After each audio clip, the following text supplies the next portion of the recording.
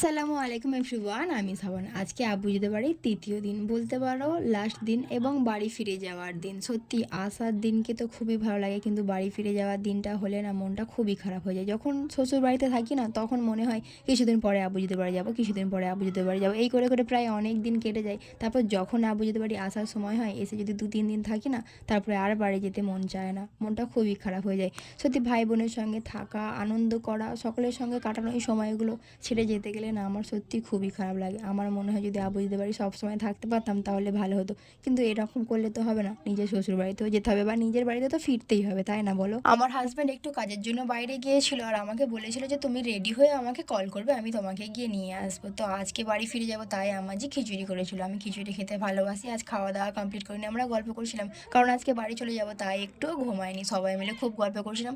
বিকাল হতেই আমি রেডি হতে শুরু করে দিলাম, আর আমার ভাবি তো আমাকে বাড়ি যেতে দেবে না। যাই হোক, আমি বাড়ি ফিরে যাই। তোমরা আমার চ্যানেলকে সাবস্ক্রাইব করে পাশে থেকো। Bye bye.